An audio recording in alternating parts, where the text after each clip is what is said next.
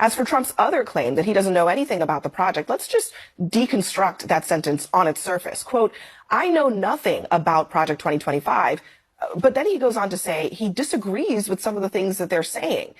He knows nothing about it, but disagrees with it? And go ahead, pick any of his shameless cult followers desperate for scraps at the table, and you'll find them speaking at Heritage Foundation events. And I want to thank especially Kevin Roberts and all of the Heritage Foundation for 50 years of incredible work on conservative policy. The reason Trump is backtracking, right, is because of the uptick in people searching the intricate details of this project. Mostly thanks to Taraji P. Henson for using her time during the BET Awards to instruct Americans to look it up. Case in point again why artists and athletes should never just stay in their lane, because when they use a platform like this, it is so effective. Time for us to play chess, not checkers.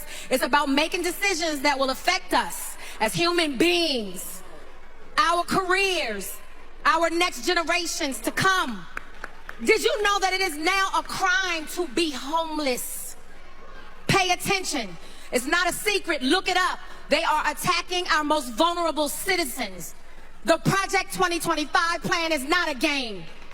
Look it up. They are an anti-democracy party at this point. The reason that they make that seemingly clever but stupid distinction between Republican democracy is because they are anti-democratic.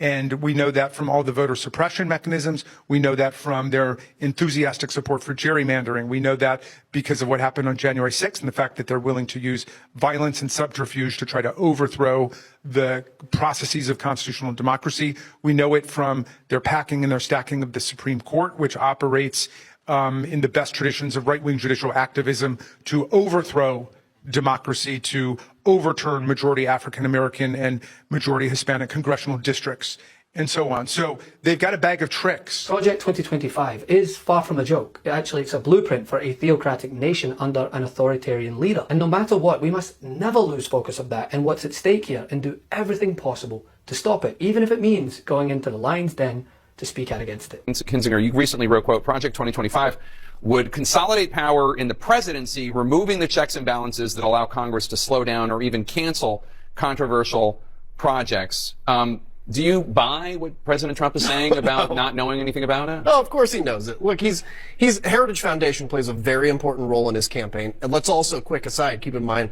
the Heritage Foundation recently flew the American flag upside down, which somehow is cool now to do, even though that used to be a very anti-American thing. So he knows, his people around him know, they're deeply involved in this. And this is all about remaking the federal government, not just to be like a conservative federal government, but you think about what this does to competency. So if you want to get a license to do whatever through the federal government, those people that do those licenses or put out your social security check or do those things that we require every day, they're talking about replacing them with folks that have no idea what they're doing because the other people that have been working there have not sworn an allegiance to Donald Trump. And what we know about Donald Trump is he only wants people around him that swear an allegiance to him, and that's it.